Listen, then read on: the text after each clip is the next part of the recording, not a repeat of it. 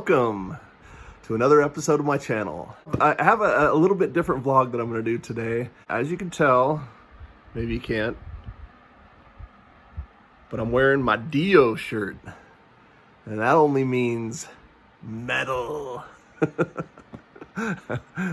Or heavy metal, you know, back in the day. Well, what I'm referring to is all the bands that I was into when I was younger and going through high school, and even before that, you know, a little bit before that. Specifically through high school, me and my brother and our group of friends, we were really into the 80s heavy metal scene. And that's, you know, we grew up in the 80s. You know, we were in high school in the early 80s, and that's just what was happening at the time. You know, we loved this music, and I thought I'd talk about that a little bit today. You know, but what I was going to do is show you more of a visual of it. I'm going to show you my Circus magazine collection. It's actually mine and my brother's collection through the years, but we have Circus magazines from 1981 to all the way through 1987, and we pretty much have every issue.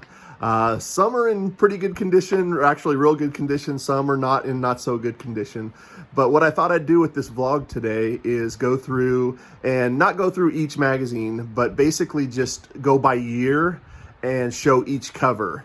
And then I'll talk a little bit about kind of what I remember about each band and what was going on during the time, and how we felt about the music coming out and stuff like that. So it should be a lot of fun, actually. I also feel like this would be a really good way to document these magazines and kind of let the covers live a little bit in a video. This is pretty much the heart of the heavy metal scene right here. All right.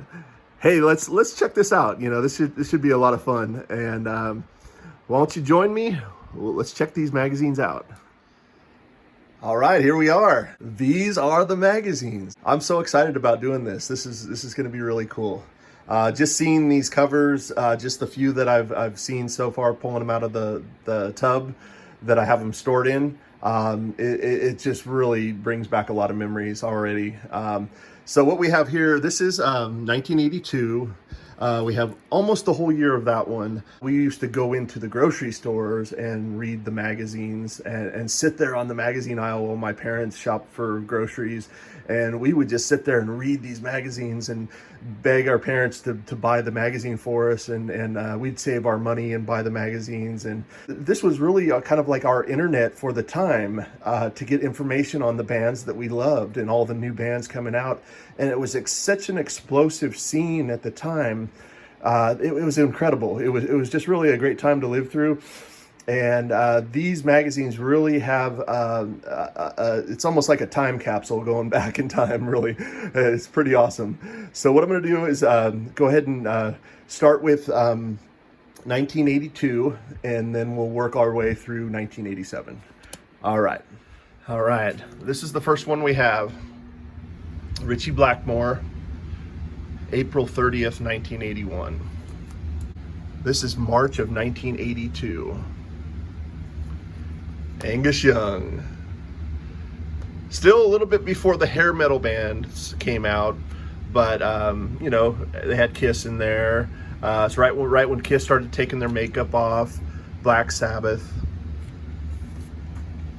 Here's another one with Ritchie Blackmore. And like I said, you know, the bands, really a lot of the bands at the time were like the Cars, Jay Giles Band, Sammy Hagar. But 80s had such an amazing amount of music. It was incredible. It was really a great time for music. Now this is the cover that I specifically kind of remember. It's kind of embedded in my head. And this one's got Angus Young, Steve Perry, Robert Plant, David Lee Roth, Deborah Harry, Blondie. This is September of 1982. And yeah, David Lee Roth. Van Halen was on the rise at this time. They were huge, basically. What really put them in the stratosphere was right around 1984 when they released their 1984 album. We're missing a few of 1982. I'm not sure what happened to them. I think this might have been when we were actually buying them from the stores, because they don't have the little sticker on them for our address and stuff like that. So I think 1982 we were basically buying them from the store. All right, here's Ozzy. Crazy Ozzy. All right. Yeah, this, so many things about Ozzy are just so cool, man. Back then, all the things about him, biting the heads off the bats and stuff like that. We loved every bit of this stuff, man. This is Rush. We loved Rush. Yeah, their Moving Pictures album was incredible. All their albums are great. What can you say about Rush? They're an incredible band. But they made the cover here. This is November of 1982. But like bands like Aldo Nova, I don't know if you remember that song, Life is But a Fantasy, or it's called Fantasy, that was Aldo Nova, that was a big song back then. All right, now this is kind of a year in review. This was December of 1982, January of 1983. Led Zeppelin.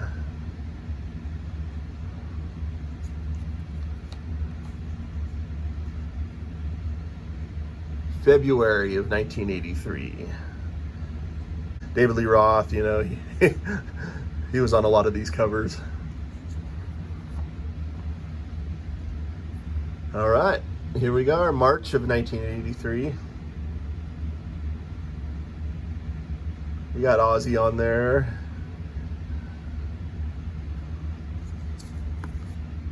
All right, April of 1983. Journey was, probably at the height of their career. They were huge. May of 1983. Yeah, David Lee Roth was on a lot of these covers. But there were, like Judas Priest was around, obviously Iron Maiden, stuff like that. They didn't always make the cover, but they talked about those bands too. Now this is June of 1983.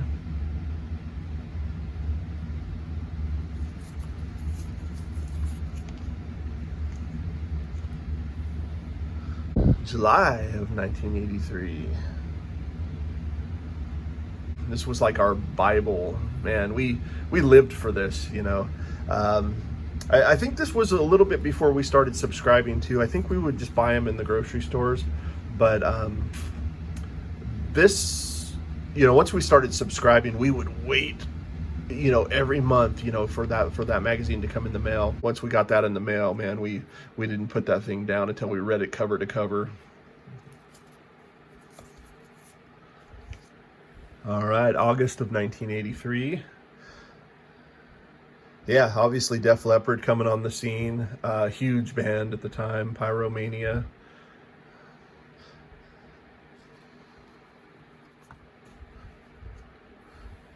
They even talked about bands, Crocus and Triumph, both great bands at the time. Quiet Riot. It says heavy metal's next big noise. October of 1983. Now, when Quiet Riot broke out, I want to say they were the first heavy metal band to hit #1, I think, at the time. 1983. This is November of 1983. They had two really big hits at the time: "Come On, Feel the Noise" and "Metal Health," and they kind of paved the way in a way for all the 80s hair bands to come out after that. Quiet Riot was the first band to really make a mark. Sure, there was bands that became more popular than them after, but Quiet Riot was really the first band to hit the pop charts. And here we go. This is December of 1983. All right, on to 1984 here. Quiet Riot breaks loose. And that was true too, man. They broke loose in a big way. They were a very popular band at the time. Heavy metal became pop music, and Quiet Riot really paved the way for that. All right, Def Leppard, they were, still huge at the time. This is February of 1984. Motley Crue. Oh man, I love this band. Probably my favorite 80s band of all times. Motley Crue, yeah, definitely one of my favorites. They were pretty close right after Quiet Riot hit big. Motley Crue hit big with their Shout at the Devil album. They were definitely one of the pioneers of all this, the hair metal music for sure. All right, April of 1984. Even Dokken right there, a little picture of Don Dokken. Yep, they started making the scene.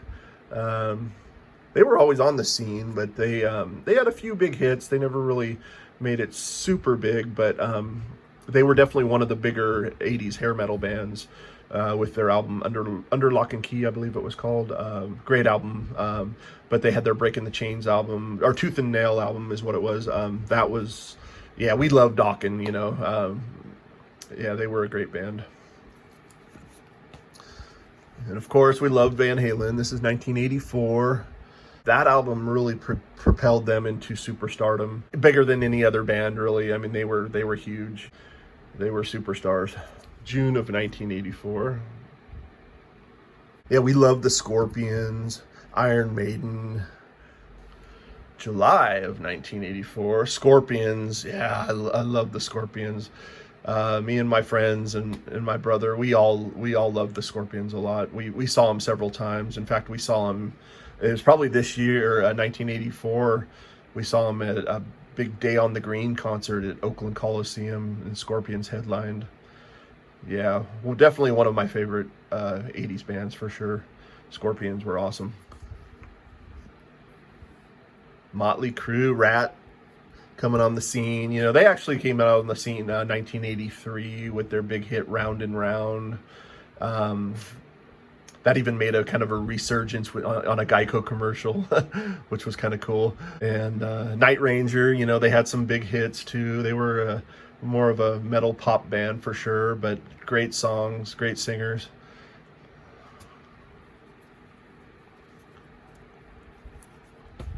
Yeah, there's Stephen Pearcy from Rat.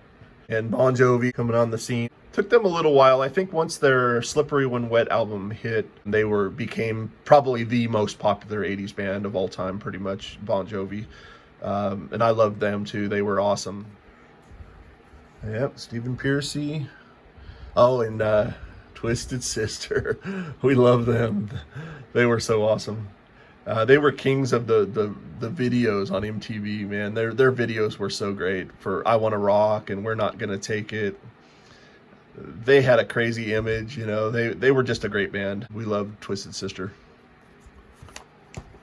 And there they are. They made the cover right there. This is probably right when Stay Hungry came out. Their big album. But Dee Snider, man, what a great performer. Yeah, they just had so many great songs for the times, you know.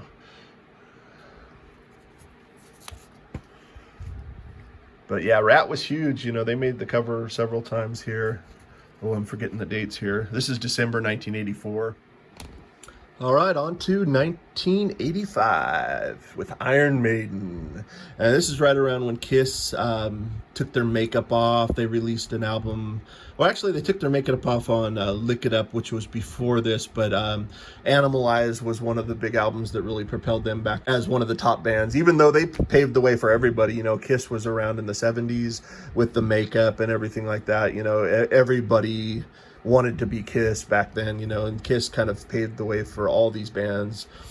Kiss and Aerosmith back in the 70s. Kiss, you know, took their makeup off and they made a resurgence. They adapted to the times very well with taking their makeup off. They were still one of the biggest bands around. This is January of 1985. Paul Stanley right there. Yeah, this is February of 1985. And Lita Ford right there. She was a hot rocker chick that could play guitar, you know, awesome. And I loved Wasp too. They were awesome too. Blackie Lawless. They had some great albums. But yeah, Kiss was really the pioneers of it all, really, you know. Even way back in the 70s, you know, with all their makeup albums. All right. Vince Neil. This is March of 85. Yeah, Motley Crue was huge, you know. They were at the height of their career pretty much. But they continued on too, you know. They were one of the bands that really uh, continued on like Bon Jovi did. You know, Motley Crue was one of those bands too that was able to stay popular and have a long career. Yep, there's Blackie Lawless right there, Twisted Sister. This is April of 1985. All right, this is May of 1985. Blackie Lawless, Vince Neil, Paul Stanley. June of 1985. The mail would deliver it to our house, and we waited every month for these magazines, and man, we couldn't wait to read it. This was July of 1985. This one is August of 1985. Don Dokken right there in the center. Yeah, they were big. You know, I think that's right when their Under Lock and Key album came out. Great album. Motley Crue. Yeah, this is September of 1985.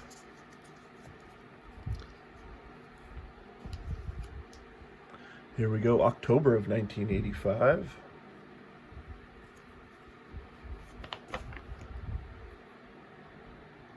November of 1985, and Bon Jovi, you know, they were huge. You know, they were one of those bands that really broke through and had a really long career. Like I said, they were probably one of the most famous 80s hair metal bands out of all of them. You know, Motley Crue, you know, it was up there also, but there was nothing like Bon Jovi, man. Bon Jovi they're worldwide famous. I mean, they are superstars everywhere. Nikki Sixx, that's December of 1985. Loved Motley Crue, loved Nikki Sixx. Yeah, he was kind of their visionary, you know, their leader, the songwriter. He was a bass player for Motley Crue. Had a vision, man. This and his band, man, they made it huge. Y&T, we loved Y&T too. Very underrated band from the Bay Area. Incredible band. We loved Y&T. They were, like I said, very underrated. They didn't ever get the fame I feel like they deserved because they were just an incredible band. They're probably right up there with one of my favorite 80s metal bands too. Y&T was awesome. All right, this is February of 1986. I think we lost January. There's a few that we don't have anymore. But of course, Motley Crue's still on the cover. Lita Ford's really breaking through there. She had a big hit with Ozzy. I think it was called When You Close Your Eyes or something like that. I can't remember exactly the title of the song, but big hit with Ozzy. March of 86. Yeah, we're on 1986 right now. Stephen Pearcy from Rat. They were huge all through the mid 80s. You know, Rat was dominating pretty much. Vince Neil, Ozzy. This one was April of 1986.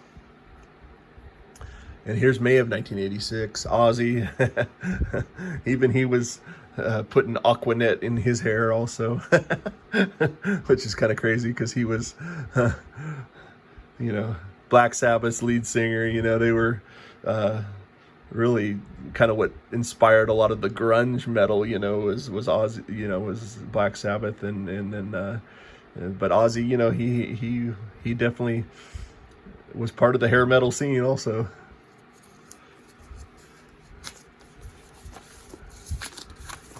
All right, June of 1986, Van Halen, huge band.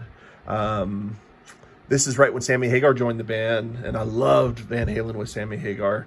I'm more partial to Van Halen with David Lee Roth, but definitely loved Sammy Hagar in Van Halen. Some of the best rock albums you'll ever hear are probably those albums that Sammy did.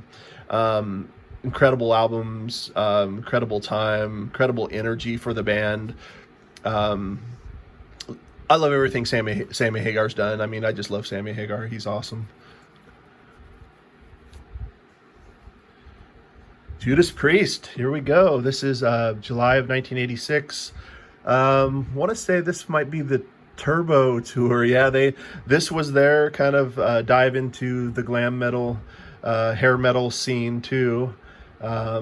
Great album though, actually. Turbo, in my opinion, it was a really good album. It was definitely a departure from what they normally did for sure, but it was still pretty heavy, but very produced and very pop hair metal sounding album. But it was still a great album. Not a lot of people liked it, but I was definitely a fan of the Turbo album. It was a good album. And Ozzy, even Metallica making the cover right here. Metallica was always the heavier band, they were definitely the heavier scene. Took them a while to catch on, but man, once they caught on, everything went from then on. Just really started kind of going heavier and heavier, which later influenced all the music through the 90s and all the, Metallica, one of the most, when you think of like bands like Led Zeppelin, you throw Metallica in that category too. They're superstars. They've made it to the top for sure. But it took them a little while to catch on there. But they were always the heavier bands, and we loved it. We loved it all actually. That was August 1986. Now this is September of 1986. Sammy Hagar, David Lee Roth, Vince Neil. Those were all the frontmen of the time. Rock and roll frontmen. All right, now we got November of 1986. Kind of a collage of a bunch of bands. And November of 1986. Oh, okay. There was actually two for that month, I guess. One was a birthday issue, it looks like, and now this was the regular issue, November of 1986. Cinderella, great 80s hair metal band. Very underrated in my opinion. They had great songs, great singer, great sound at the time. Really liked Cinderella. They were a good band. And here's when they were breaking loose. Cinderella Breaks Loose. And this is December of 1986. And as you can see, Metallica's starting to make the covers every time now too. All right, getting on the last year that we subscribed to the magazine, 1987, and I believe we have the whole year here.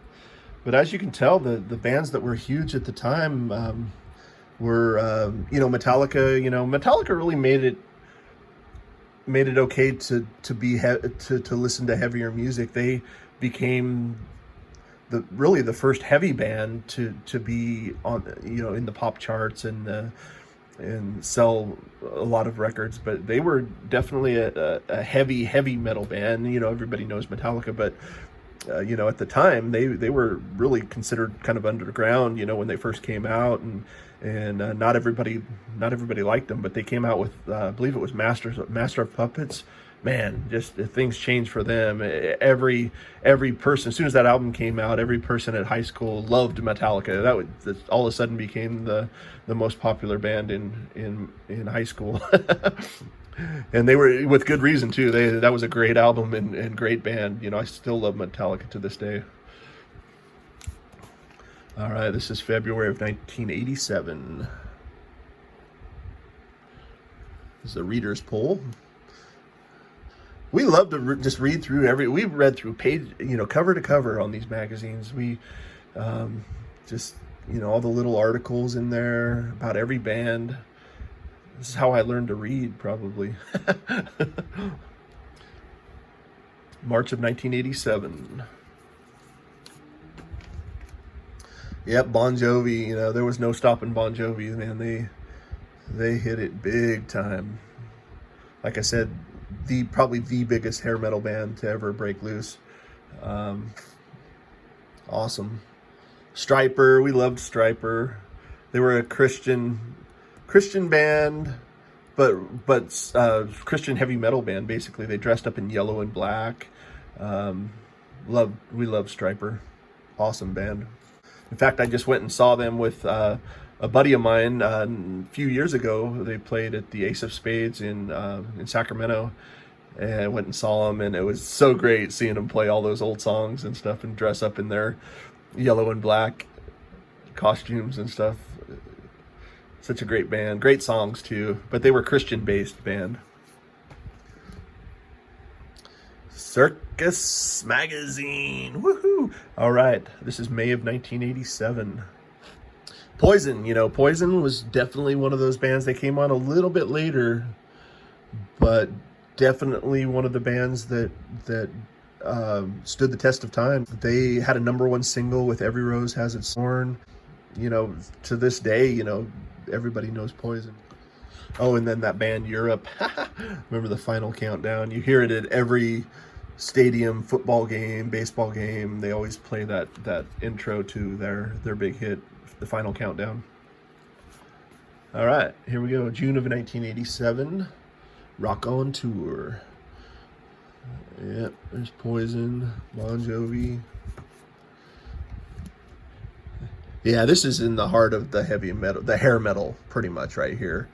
Motley Crue, Poison, Europe, Cinderella, all hair metal bands that really made a splash on the scene for sure, all those bands.